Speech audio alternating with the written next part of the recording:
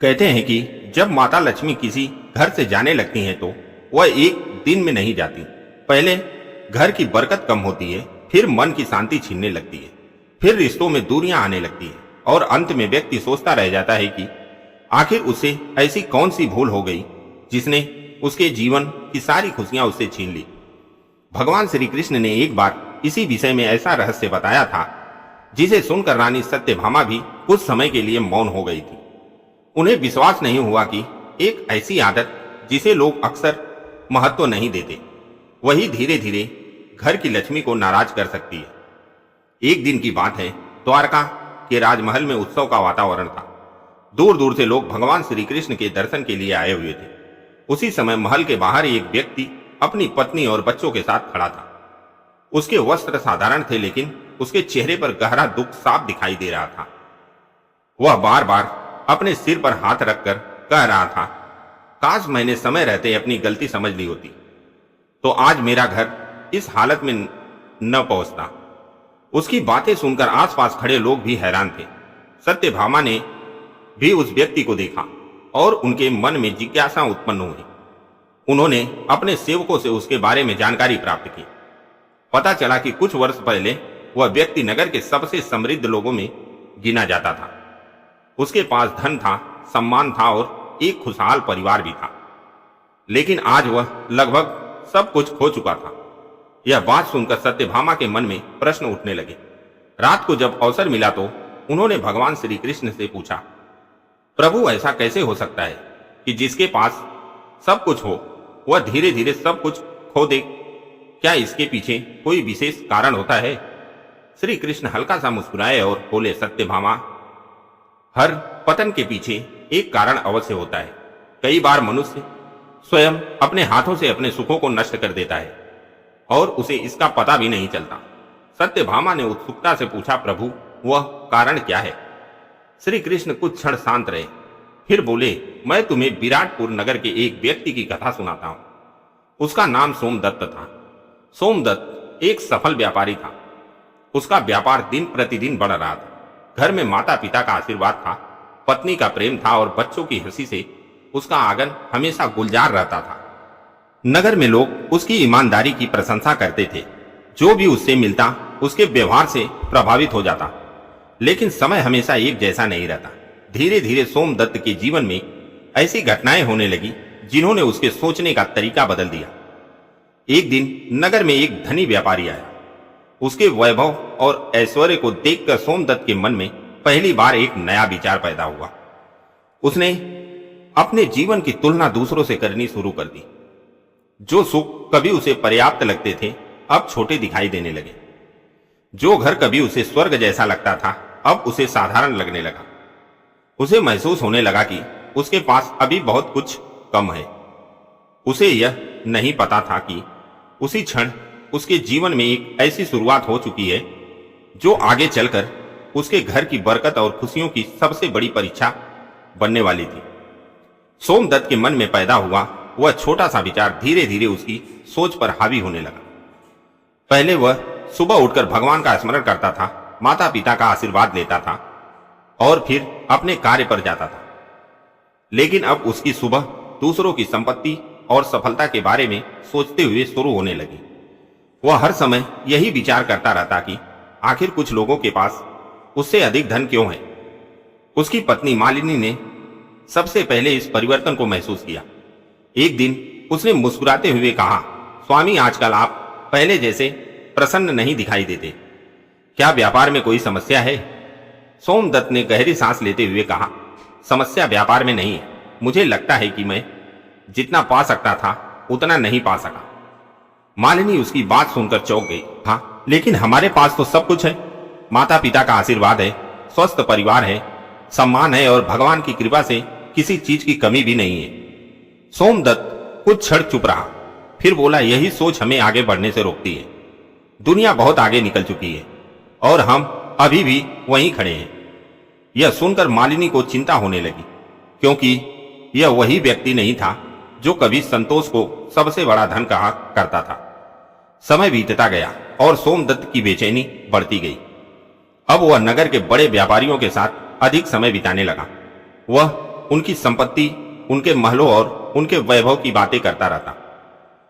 धीरे धीरे उसे अपने जीवन की अच्छी बातें दिखाई देना बंद हो गई। एक दिन उसकी मुलाकात रघुवीर नाम के एक व्यापारी से हुई। रघुवीर बहुत चालाक व्यक्ति था। वह लोगों की कमजोरियों को पहचानने में माहिर था। कुछ ही मुलाकातों में उसने समझ लिया कि सोमदत्त के मन में तुलना और अधिक पाने की इच्छा बढ़ चुकी है। एक दिन उसने कहा, सोमदत्त, तुम मेहनती हो, बुद्धिमान हो, लेकिन एक गलती कर रहे हो। सोमदत्त ने पूछा, कौन सी गलती? रघुवीर मुस्कुराया और बोला, तुम छोटे सपनों में संतुष्ट हो। बड़े लोग कभी संतुष्ट नहीं होते, तभी वे बड़े बनते हैं। ये शब्द सीधे सोमदत्त के मन में उतर गए। अब वह रघुवीर के साथ अधिक समय बिताने लगा। घर लौटने में देर होने लगी। बच्चों के साथ खेलना उसने लगभग छोड़ दिया। माता पिता उससे बात करना चाहते तो वह कह देता कि उसके पास समय नहीं है। धीरे धीरे घर का वातावरण बदलने लगा। पहले जैसा हंसी गूंजती थी, वहां अब सन्नाटा रहने लगा। एक शाम उसके पिता ने उसे अपने पास बुलाया और कहा, बेटा, जीवन में प्रगति करना अच्छी बात है, लेकिन कभी ऐसा मत होने देना कि धन की इच्छा तुम्हारे मन की शांति छीन ले। सोमदत्त ने उनकी बात सुनी, लेकिन इस बार उसके मन पर कोई प्रभाव नहीं पड़ा। उसे लगने लगा था कि पुराने लोग सफलता का महत्व नहीं समझते। उसी रात रघुवीर उसके पास एक नई योजना लेकर आया। उसने कहा, मेरे पास ऐसा अवसर है जो जीवन में केवल एक बार आता है। यदि तुमने इसमें धन लगाया तो कुछ ही महीनों में तुम्हारी संपत्ति कई गुना बढ़ सकती है। सोमदत्त की आंखों में चमक आ गई। उसने पूछा, क्या करना होगा? रघुवीर ने कहा, बस विश्वास रखना होगा, और जितना अधिक निवेश करोगे उतना अधिक लाभ मिलेगा। सोमदत्त पूरी रात उसी बारे में सोचता रहा। उसके सामने केवल धन और वैभव के सपने थे। उसे अपने पिता की सीख याद नहीं रही, पत्नी की चिंता दिखाई नहीं दी, और न ही उसे यह एहसास हुआ कि वह धीरे धीरे अपने जीवन की सबसे बड़ी भूल की ओर बढ़ रहा है। उसे यह नहीं पता था कि जिस रास्ते को वह सफलता का मार्ग समझ रहा है, वही बहुत जल्द उसके घर की शांति और बरकत को उससे दूर करने वाला था। अगले ही दिन सोमदत्त ने रघुवीर की योजना में बड़ी मात्रा में धन लगाने का निर्णय ले लिया। शुरुआत में उसने अपनी बचत का एक हिस्सा लगाया, लेकिन जब रघुवीर ने उसे बड़े लाभ के सपने दिखाए तो उसका विश्वास और बढ़ गया। कुछ ही दिनों में उसने अपनी वर्षों की जमा पूंजी भी उस योजना में लगा दी। उसे पूरा भरोसा था कि अब उसका जीवन पहले से कहीं अधिक समृद्ध होने वाला है। रघुवीर लगातार उसे सुनहरे भविष्य के सपने दिखाता रहा, और सोमदत्त उन सपनों में इतना खो गया कि उसे वास्तविकता दिखाई देना बंद हो गई। उधर घर में चिंता का वातावरण बढ़ने लगा। मालिनी ने कई बार उससे पूछा कि वह इतना बड़ा जोखिम क्यों ले रहा है, लेकिन हर बार सोमदत्त ने उसकी बात टाल दी। उसके पिता ने भी उसे समझाया कि बिना पूरी जानकारी के धन लगाना बुद्धिमानी नहीं है, लेकिन अब वह किसी की सलाह सुनने को तैयार नहीं था। उसे लगने लगा था कि केवल वही सही है और बाकी सब लोग उसकी सफलता से डर रहे हैं। धीरे धीरे उसके व्यवहार में कठोरता आने लगी। जो व्यक्ति पहले सबकी बात ध्यान से सुनता था, अब छोटी छोटी बातों पर क्रोधित हो जाता था। एक दिन उसका छोटा बेटा उसके पास आया और बोला, पिताजी, आज आप मेरे साथ नदी किनारे चलेंगे ना? आपने वादा किया था। लेकिन सोमदत्त ने उसकी ओर देखे बिना कहा, अभी मेरे पास समय नहीं है, जाओ और मुझे परेशान मत करो। बच्चे की आंखें भर आई और वह चुपचाप वहां से चला गया। मालिनी यह सब देख रही थी। उसके मन में एक अनजाना भय पैदा होने लगा। कुछ सप्ताह बीत गए। फिर एक सुबह अचानक पूरे नगर में एक खबर फैल गई। जिस व्यापारी योजना में लोगों ने धन लगाया था, वह पूरी तरह विफल हो गई थी। कई व्यापारियों का पैसा डूब चुका था। यह समाचार सुनते ही सोमदत्त के हाथ पैर कांपने लगे। वह तुरंत रघुवीर को खोजने निकल पड़ा, लेकिन जब वह उसके घर पहुंचा तो वहां ताला लगा हुआ था। पड़ोसियों ने बताया कि रघुवीर रातों रात नगर छोड़कर भाग गया है। यह सुनते ही सोमदत्त के पैरों तले जमीन खिसक गई। उसकी आंखों के सामने अंधेरा छा गया। जिस धन को उसने वर्षों की मेहनत से कमाया था, वह एक झटके में चला गया था। कुछ ही दिनों में कर्जदार उसके दरवाजे पर आने लगे। जिन लोगों ने उस पर भरोसा करके धन दिया था, वे अपना पैसा वापस मांगने लगे। नगर में उसकी प्रतिष्ठा गिरने लगी। जो लोग कभी उसका सम्मान करते थे अब उसी की चर्चा करने लगे। घर में भी दुख का माहौल छा गया। उसकी मां मंदिर में बैठकर भगवान से प्रार्थना करती रहती। पिता मौन रहने लगे और मालिनी की आंखों की चमक भी खो गई। एक रात सोमदत्त अकेला आंगन में बैठा था। उसे अपने पुराने दिन याद आ रहे थे। उसे याद आया कि कैसे कभी उसका घर हंसी और खुशियों से भरा रहता था, कैसे उसके माता पिता उसे देखकर गर्व महसूस करते थे, कैसे उसके बच्चे उसकी राह देखते थे। लेकिन आज सब कुछ बदल चुका था। तभी उसके पिता धीरे धीरे चलते हुए उसके पास आए और बोले, बेटा, तुम्हारा सबसे बड़ा नुकसान धन का नहीं हुआ है। सोमदत्त ने आश्चर्य से उनकी ओर देखा। पिता ने आगे कहा, धन तो फिर से कमाया जा सकता है, लेकिन तुमने उस शांति को खो दिया है जो तुम्हारे घर की सबसे बड़ी संपत्ति थी। यह सुनते ही सोमदत्त की आंखों से आंसू बहने लगे। उसे पहली बार महसूस हुआ कि उसके जीवन से केवल धन नहीं गया है, बल्कि घर की बरकत, खुशियां और अपनापन भी उससे दूर हो चुके हैं। उसी रात उसने भगवान के सामने सिर झुकाकर प्रार्थना की। उसे बिल्कुल भी पता नहीं था कि अगली सुबह उसके द्वार पर एक ऐसा व्यक्ति आने वाला है जो उसकी पूरी जिंदगी का सबसे बड़ा सत्य उसके सामने रखने वाला था। अगली सुबह सूरज की पहली किरणों के साथ ही सोमदत्त अपने आंगन में बैठा हुआ था। उसकी आंखों में रात भर की जागी हुई बेचैनी साफ दिखाई दे रही थी। तभी उसके घर के बाहर एक वृद्ध साधु आकर रुके। उनके चेहरे पर अद्भुत तेज था और उनकी आंखों में गहरी शांति झलक रही थी। साधु ने कुछ क्षण सोमदत्त को देखा और फिर बोले, पुत्र, तुम्हारे मन का बोझ तुम्हारे चेहरे पर साफ दिखाई दे रहा है। सोमदत्त ने आदरपूर्वक उन्हें भीतर बुलाया और उनके चरण स्पर्श किए। कुछ देर मौन रहने के बाद साधु ने पूछा, बताओ, तुम्हें सबसे अधिक दुख किस बात का है? सोमदत्त की आंखें भर आईं। उसने भारी स्वर में कहा, मैंने अपना धन खो दिया, अपना सम्मान खो दिया और अपने परिवार की खुशियां भी खो दी।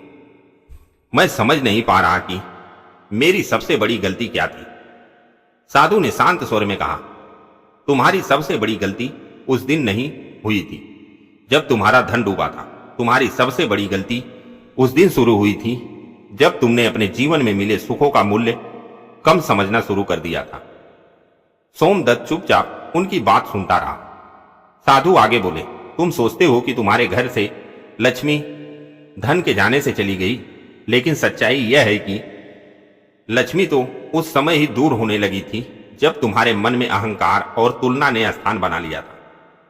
यह सुनकर सोमदत्त के मन में बीते हुए वर्षों की एक घटना घूमने लगी। उसे याद आया कि कैसे उसने अपने पिता की सीख को नजरअंदाज किया था, कैसे उसने अपनी पत्नी की चिंताओं को महत्व नहीं दिया था, कैसे उसने अपने बच्चे के प्रेम से अधिक धन के सपनों को महत्व देना शुरू कर दिया था। साधु ने कहा, याद रखो, लक्ष्मी केवल सोने चांदी और धन का नाम नहीं है।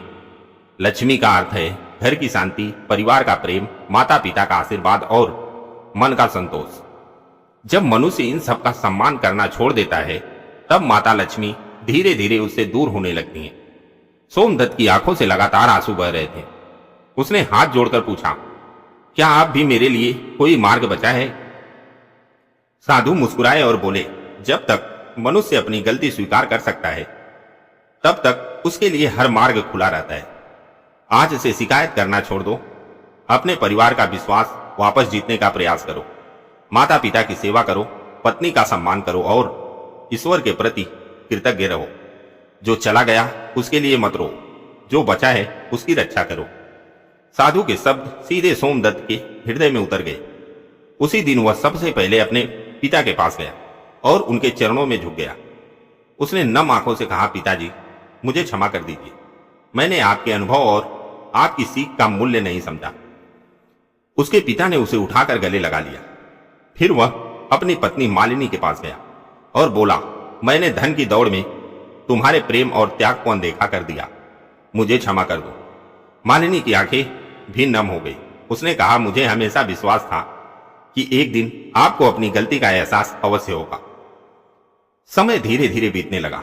सोमदत्त ने फिर से मेहनत शुरू की। उसने छोटे कार्य करने में भी संकोच नहीं किया। वह पहले की तरह विनम्र हो गया। उसने अपने बच्चों के साथ समय बिताना शुरू किया और माता पिता की सेवा को अपना कर्तव्य मान लिया। नगर के लोग उसके परिवर्तन को देखकर आश्चर्य करने लगे। धीरे धीरे उसका सम्मान लौटने लगा। शायद उसके पास पहले जितना धन कभी नहीं आया, लेकिन उसके घर में फिर से हंसी लौट आई, शांति लौट आई और सबसे बड़ी बात, उसके मन का संतोष लौट आया। कथा समाप्त करते हुए भगवान श्री कृष्ण ने सत्यभामा की ओर देखा और कहा, सत्यभामा, याद रखो, घर की लक्ष्मी को दूर करने वाली सबसे बड़ी गलती है अपने सुखों, अपने परिवार और ईश्वर की कृपा का मूल्य भूल जाना। जब मनुष्य तुलना, अहंकार और लालच में डूब जाता है, तब लक्ष्मी उससे दूर होने लगती है। लेकिन जो व्यक्ति कृतज्ञ रहता है, अपने परिवार का सम्मान करता है और संतोष को अपनाता है, उसके घर में लक्ष्मी सदैव निवास करती है। यह सुनकर सत्यभामा की आंखें नम हो गई। अब वे समझ चुकी थी कि घर की लक्ष्मी को रोकने का सबसे बड़ा उपाय धन नहीं, बल्कि विनम्रता, कृतज्ञता और परिवार के प्रति प्रेम है। दोस्तों, अगर यह कहानी आपके दिल को छू गई हो और आपको इसमें कुछ प्रेरणा मिली हो तो चैनल को अपना प्यार जरूर दीजिए। वीडियो को लाइक करें, चैनल को सब्सक्राइब करें और नीचे कमेंट करके बताइए कि आपको कहानी का कौन सा हिस्सा सबसे ज्यादा अच्छा लगा। आपका छोटा सा सपोर्ट हमारे लिए बहुत बड़ी ताकत है, जिससे हम आपके लिए ऐसी ही और भी बेहतरीन और दिल को छू जाने वाली कहानियां लाते रहेंगे। राधे राधे।